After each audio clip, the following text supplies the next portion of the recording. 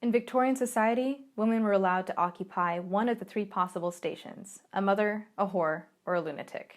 Well, haven't we come so far?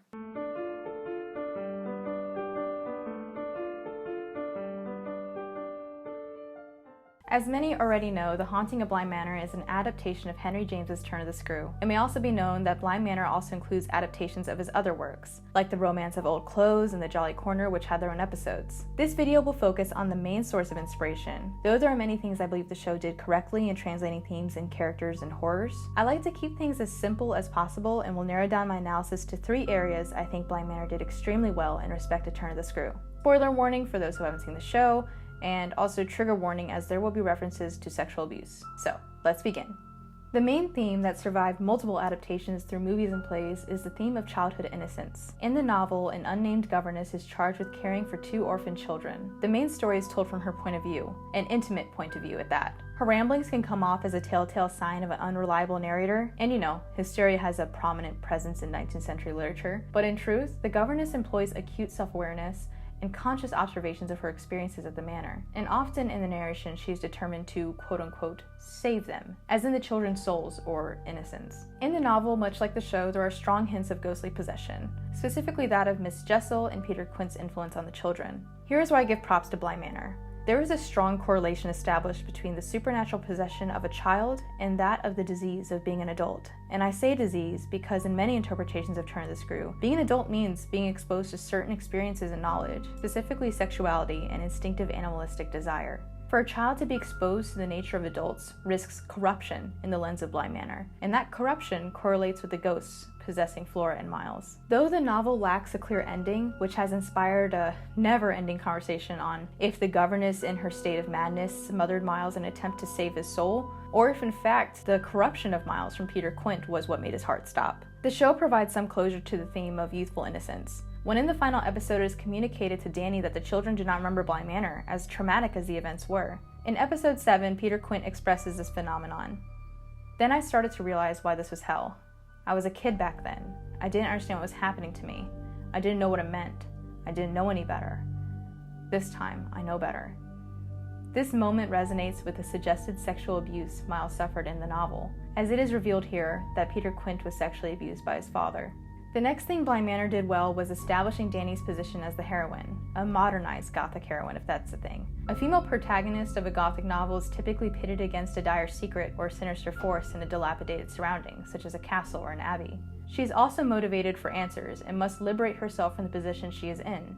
Danny is like a Gothic heroine due to her investigative spirit, the haunts of her past, and the desire to uncover the secrets that surround her. There is this pressing question that exists throughout the Turn of the Screw, one that is sort of answered in the adaptation. The governess pries for the reason as to why Miles gets expelled from school. This question the governess asks cautiously at first, and as the tensions grow, so does her demand for the answer. Though Danny is not as pressed to uncover the strangeness of the children, she is most involved in the liberation of herself, the ghost of her dead fiancé Edmund. The viewer gets a chance to investigate this ghost on their own, picking up the breadcrumbs each episode offers. The glasses, the bloody, twitching hand, the powerful force that struck the ghost outside the manor. A smart observer would understand most of the backstory of this ghost within its first appearance, in the reflection of a moving car imitating Edmund's death. The wide glowing eyes like the lenses of glasses caught in the light, or headlights in this case. Danny positions herself firmly in the definition of a Gothic heroine by facing off against the Lady of the Lake, the indisputable antagonist of Bly Manor as a whole, and proving her ability to overcome the cycle of suffering and death. The only aspect that sets her apart from the trend is that Danny gets to indulge in her own desires, her love interest, Jamie. Heroines like the governess in the Turn of the Screw demonstrate sexual ambivalence, as her desires are not consummated and remain unadulterated. The final thing Bly Manor demonstrates is layers of ambiguity. In the novel, the ambiguity is significantly more present as it practically dominates the narrative. It is even ominously admitted by the governess herself. The more I go over it, the more I see in it, and the more I see in it, the more I fear. I don't know what I don't see, but I don't fear. The adaptation hints at many disturbances, such as our first meeting of Hannah Gross. She seems almost frightened by what she sees at the bottom of the well. The viewer is denied their curiosity as Dany's arrival and the excitement of the children pull her back to reality. It is almost frustrating for someone as sharp as Dany not to notice Hannah's fixation or at least look down the well for the viewer's satisfaction. The adaptation proceeds to show that Hannah does not eat and sometimes denies a meal outright. These repetitions are subtle and it nods to the matter of the novel version of Miss Gross. Both housekeepers have a strong supporting presence for the protagonist, but the reader or viewer do not really get to see her act on her own. That is until episode 4 for Bly Manor. But in the novel, she is only present for the narrator. Makes one wonder how real or how alive Miss Gross is. In the same episode, we are provided a disturbing awareness on what is to come at Bly Manor. In this quote, there are a use of words that cloak a specific danger, a vague warning. From here on in, the shadows get deeper, the nights get longer. We're heading into the dark and we have to hang on to each other, because we can only carry so much. Bly Manor and the Turn of the Screw are both introduced with odd circumstances, the first being the relationship between the uncle and his children. The next following is the reputation of the manor.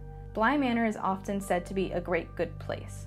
This specific word is spoken by more than one character, which should raise suspicion. It's like saying honestly before a lie. The emphasis is almost like a defense mechanism, a mechanism the governess recognized from Miss Gross when she insisted that Miles was good, even though the mystery of his expulsion lingered. It is much the same for someone as sharp as Dany, for she recognized the ad that could be easily filled had been up for 6 months. And for a quick honorable mention, you see, when Henry James wrote The Turn of the Screw, Victorian society normalized this nanny situation. It was typical for a governess to tutor and groom the children, specifically the daughters, but that would be her only duty. It was not typical for her to cook or clean or manage the grounds. So in this modern version of Bly Manor, the writers would need to justify this really rare nanny live-in situation in the country in a manor. So this invited an entertaining yet awkward interview for Dany and Uncle Henry. He must question her motives, the catch for all this. You see, Dany is young and at the age to be married and have children. Of course, the show has good justification for it, and they manage the consistency pretty well. For Dany was employed as a nanny to a house that was already fully staffed, with a cook,